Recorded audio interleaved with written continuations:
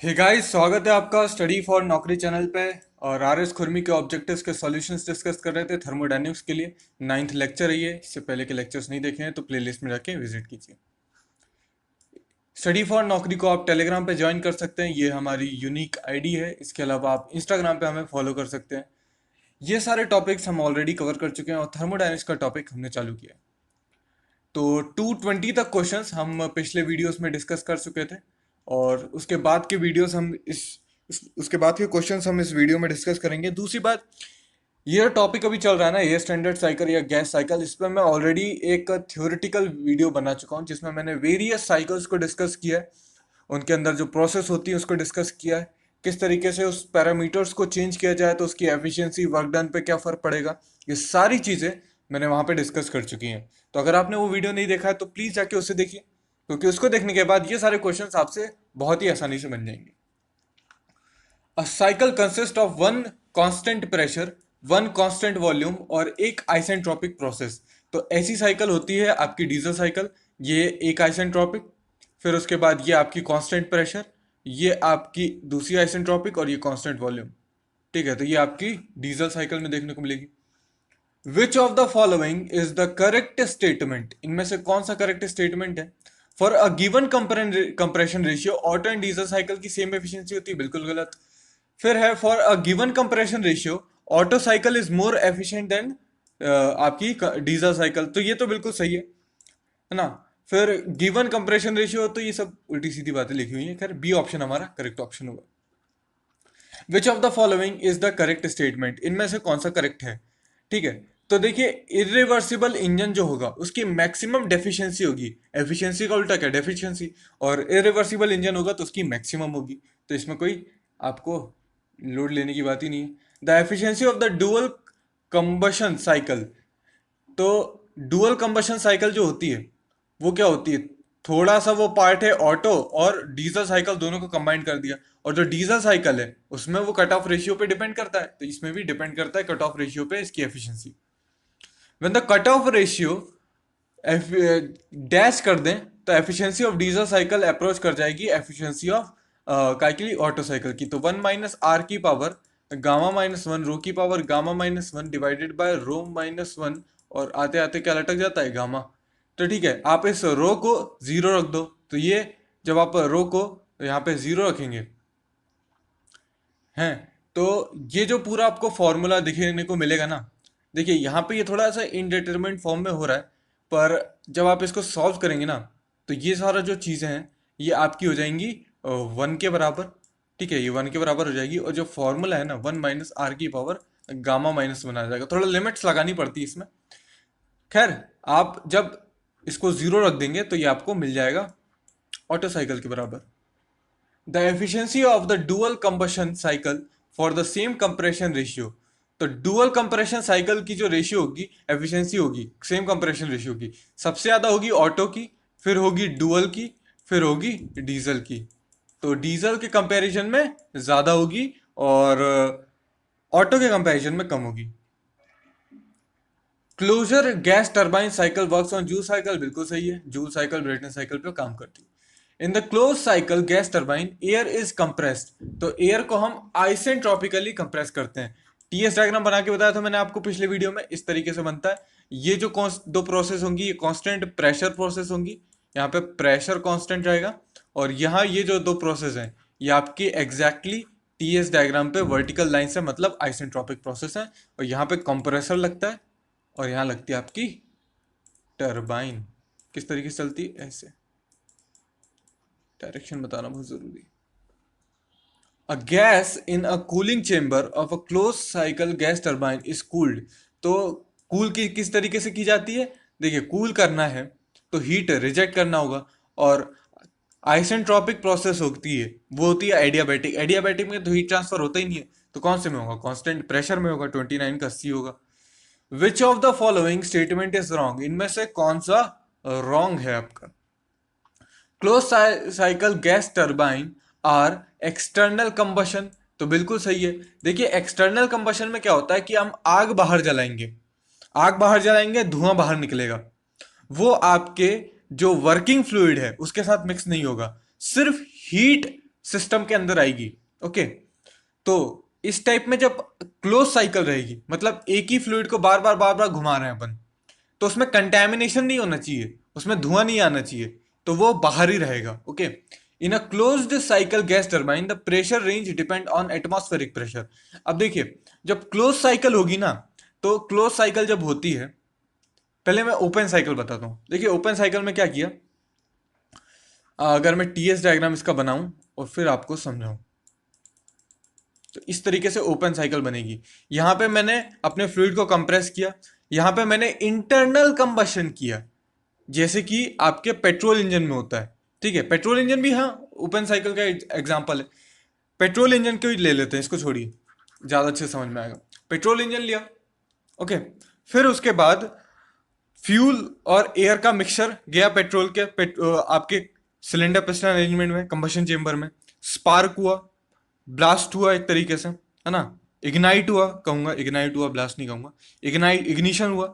उसके बाद इग्निशन के कारण क्या, एक्सपेंशन हुआ, एक्सपेंशन से हमें वर्क मिल गया, अपना शाफ्ट घूम गई हमारी। उसके बाद क्या किया, धुआं बाहर निकाल दिया। जब धुआं बाहर निकाल दिया तो ये ओपन साइकिल होगी ना, कुछ ओपन है तभी तो चीज बाहर गई। ठीक है, ओपन साइकिल हुई। फिर उसके बाद जब वो धुआं बाहर गया, तो बाहर कहाँ गया, एटमॉस्फेयर में गया ना। तो जो रिजेक्शन ऑफ हीट हो रहा है वो किस टेम्परेचर पे होगा, एटमॉस्फेरिक टेम्परेचर पे होगा। ऑन द अदर हैंड अगर ऐसा करते कि बाहर, जैसे कि बाहर से हम स्टीम है, स्टीम ले आए, ठीक है, स्टीम को हमने कोयले से गर्म कर लिया, है ना, कोयला जलाया, उसकी हीट ट्रांसफर से गर्म कर लिया। अब मैं स्टीम को अगर एटमॉस्फेयर में फेंकू नहीं, ठीक है, उसी स्टीम को मैं कूल कर सकता हूं। और जब मैं कूल करूंगा तो मैं कितना भी कूल कर दूं, जब मैं एटमॉस्फेयर में उसका हीट रिजेक्शन नहीं करवा रहा हूं, ठीक है, तो मैं कितना भी कूल कर सकता हूं। मान लो अगर आपके पास 0 डिग्री सेल्सियस पे पानी है और आपको कोई हॉट बॉडी कूल करानी है, 0 डिग्री सेल्सियस में बहुत सारा पानी है, कोई दिक्कत नहीं है। मैक्सिमम टेम्परेचर उस बॉडी का 0 डिग्री सेल्सियस तक ही जा सकता है। एटमॉस्फेयर 0 डिग्री सेल्सियस का है, उसी टेम्परेचर से जा सकता है, उससे कम नहीं जाएगा, वॉयलेशन हो जाएगा आपका सेकेंड लॉ ऑफ थर्मोडाइनमिक्स का। पर अगर क्लोज साइकिल है तो तुम कर सकते हो, तुम और कोई प्रोसेस लगा दो, उससे उसका टेम्परेचर और रिड्यूस करा दो, है ना, एक्सटर्नल वर्क दे सकते हो। ये पॉसिबल सिर्फ आपका किस में होगा, आपका ये पॉसिबल सिर्फ होगा क्लोज साइकिल में। ठीक है, तो advantage of efficient internal combustion system is eliminated in close cycle has an external surface. तो ठीक है, जो इंटरनल कंबशन सिस्टम होते हैं वो एलिमिनेट कर जाते हैं क्लोज साइकिल में। क्लोज साइकिल में क्या होगा, एक्सटर्नल सर्फेसेज होंगी। ठीक है, in open cycle gas turbine atmosphere जो है वो सिंक की तरह काम करेगा ये, और कोई कूलेंट की जरूरत नहीं पड़ेगी। तो जैसा मैंने बताया, इंजन जो है अपनी गाड़ियों का, वो एटमॉस्फेयर की वजह से ठंडा होता है, वो सिंक का काम करता है। यहाँ पे आपका बी ऑप्शन करेक्ट होगा। An open cycle gas turbine works on, तो ये आपकी जूल साइकिल पे ही वर्क करती है। 31 का आपका सी हो जाएगा, ब्रेटन साइकिल जिसे कहते हैं। In open cycle gas turbine indirect heat transfer होगा आपका। ठीक है, ओपन साइकिल में आपका इनडायरेक्ट हीट ट्रांसफर होगा, कूलेंट को अवॉइड किया जाएगा, एटमॉस्फेयर ही सिंक की तरह काम करेगा। डायरेक्ट कंबशन होगा आपका, इनडायरेक्ट जो डायरेक्ट कंबशन आपका यूज होगा, कंडेंसर का यूज करेंगे तो ये ऑल ऑफ द अबव हो जाएगा। वर्क रेशियो क्या होता है, तो वो होता है नेटवर्क अपॉन वर्क ट्रांसफर। तो ये आपको इसी तरीके से याद रखना है, ये एग्जाम में काफी पूछा जाता है। कोई भी एग्जाम हो, इससे क्वेश्चन बहुत ज्यादा बनते हैं। वर्क रेशियो पूछेगा, फिर नेगेटिव वर्क रेशियो पूछेगा, तो ये सारे क्वेश्चंस बनते हैं, इनको आप ध्यान रखिएगा। एफिशिएंसी क्या होती है, जितना वर्क मिला हीट सप्लाइड डिवाइड कर दो। ठीक है, सिंपल सा है, कुछ इसमें ही नहीं। Ideal efficiency of simple gas turbine depends on, तो ये प्रेशर रेशियो पे डिपेंड करती है। यस, बिल्कुल करती है, मैंने आपको पिछले वीडियो में सारे फॉर्मूले वगैरह सब कुछ बता के रखा है। ठीक है, close cycle gas turbine gives efficiency. देखिए क्लोज साइकिल गैस टरबाइन में क्या हो रहा है, आप 1 - T lower divided by T higher अगर फॉर्मूला देखो, तो ये जो लोअर टेम्परेचर है, अब ये एटमॉस्फेयर पे डिपेंड नहीं कर रहा, आप इसको और कम कर सकते हो, और जितना इसको कम करोगे एफिशिएंसी बढ़ेगी, तो क्लोज साइकिल की एफिशिएंसी हायर होगी। रीहीटिंग क्या होती है, मान लीजिए ये आपकी ये मैं ब्रेटन साइकिल बना रहा हूँ, यहाँ पे आपने आइसेंट्रोपिक कंप्रेशन किया, कंबशन चेम्बर में ले गए, अब इसका एक्सपेंशन किया, ये हाई प्रेशर पे एक्सपेंशन किया, फिर आपको लगा नहीं नहीं मजा नहीं आया, आपने फिर से हीटिंग कर दी और फिर इसका एक्सपेंशन किया, अब ये लोअर प्रेशर पे किया और फिर उसके बाद हीट रिजेक्शन किया। तो आप ये जो पार्ट होता है ये हमारा वर्क डन देता है, या वर्क इनपुट देता है, वर्क डन नहीं, वर्क इनपुट देता है, आउटपुट देता है, सॉरी, वर्क आउटपुट देता है, ये हमारा वर्क आउटपुट देता है, तो क्लियरली वर्क आउटपुट बढ़ गया। ठीक है, तो इंक्रीज इन टरबाइन वर्क तो है। अब देखिए, ऐसा नहीं है कि बिना कुछ करे ही बढ़ गया, यहां पे हीट ऐड हुई है और यहां पे भी हीट ऐड हुई है। तो अगर work output divided by total heat add अगर इंक्रीज करेगा तो एफिशिएंसी इंक्रीज करेगी, पर जरूरी नहीं है हर बार इंक्रीज करे। एक पर्टिकुलर 20 से 25% ऑफ इस प्रेशर पी हायर का 20 से 25% अगर रखो तो एफिशिएंसी इंक्रीज करती है, बाकी जरूरी नहीं है कि वो करे। Okay,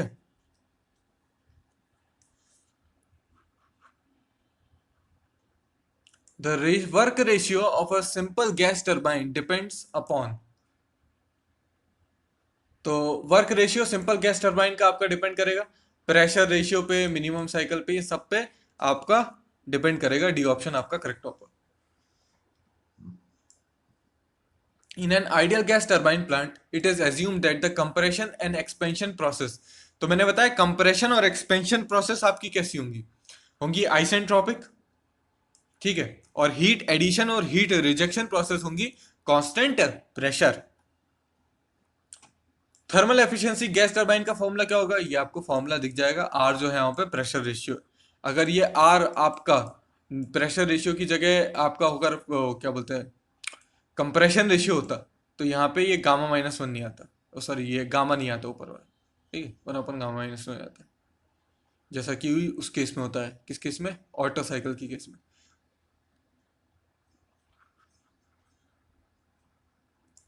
the gas turbine cycle with regenerator, अगर कहीं भी रीजनरेटर है तो वो थर्मल एफिशिएंसी को इंक्रीज कर देगा। ठीक है, high air fuel ratio gas turbine में क्यों रखा जाता है, तो देखिए हाई एयर ज्यादा क्यों रखी जाती है। देखो, हमको अगर आउटपुट बढ़ाना है तो हम क्या करेंगे, फ्यूल ज्यादा बर्न करो, फ्यूल ज्यादा बर्न कराओगे तो क्या होगा, ज्यादा एनर्जी मिलेगी। ठीक है, ज्यादा एनर्जी मिल जाएगी तुमको इंजन पे, पर फिर हमने एयर ज्यादा क्यों डाली गैस टरबाइन में। ये जब मैंने कुछ खुद पढ़ा था ना कुछ सालों पहले, तो मैं भी हैरान था कि यार ये क्या बदतमीजी है। गैस टरबाइन साइकिल है, जेट इंजन मेरे को चलाना है, मान लो सुकोई SU-30 MKI चला रहे हैं। ठीक है, तो मैं कोशिश करूंगा ना कि फ्यूल ज्यादा डालूं, फ्यूल ज्यादा डालूंगा, इंजन में ज्यादा फ्यूल जाएगा, कंबशन चेंबर में भयंकर इग्नाइशन होगा, ज्यादा मिलेगी, पर फिर एयर ज्यादा क्यों डाली। तो देखिए क्या होता है ना, यहाँ पे कमजोर पड़ती है टरबाइन।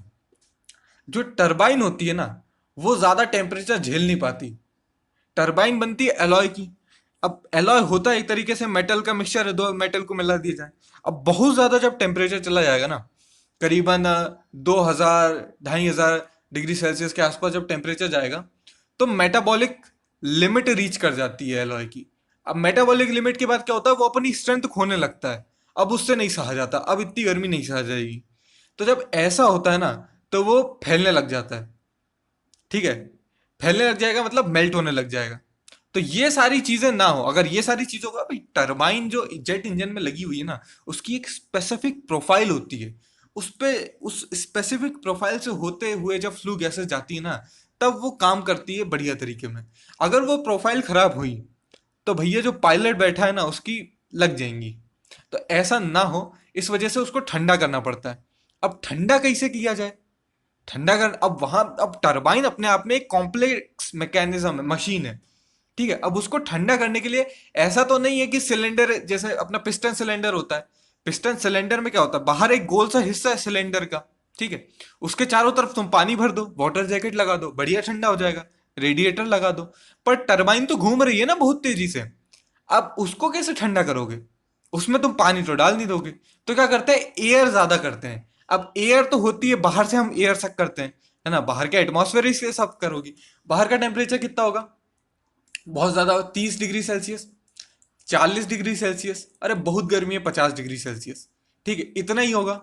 और टरबाइन का टेम्परेचर कितना होता है, 200 डिग्री सेल्सियस चला गया तो, है ना, इतना जा सकता है, या 150 डिग्री सेल्सियस, मेरे को एग्जैक्टली अभी याद नहीं आ रहा, पर इतना जाता होगा। तब भी देख लो टेम्परेचर डिफरेंस कितना है, जहां टेम्परेचर डिफरेंस है वहां हीट ट्रांसफर होगा।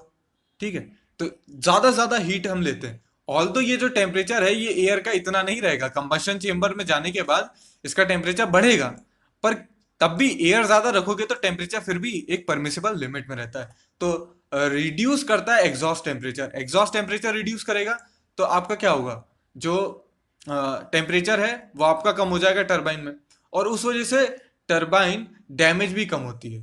ठीक है, तो मगर जो एग्जॉस्ट टेम्परेचर की मेन कारण है। ठीक है, और एग्जॉस्ट टेम्परेचर रिड्यूस करने से एफिशिएंसी भी बढ़ेगी। 1 - T लोअर/T हायर होता है ना, तो टी लोअर अगर हमारा कम हो गया तो आपकी एफिशिएंसी भी बढ़ जाएगी। ठीक है, तो ये मेन कारण होता है। साथ में टरबाइन की ब्लेड्स भी डैमेज नहीं होती, पर वो सेकेंडरी है। The efficiency and the work ratio of a simple gas turbine are, तो सिंपल गैस टरबाइन की जो एफिशिएंसी और जो आपकी जो वगैरह होती है वर्क, वो लो होती है। फिर उसमें हम रीजनरेटर या फिर रीहीटिंग वगैरह करते हैं जिससे हम क्या करें, उसको बढ़ा लें।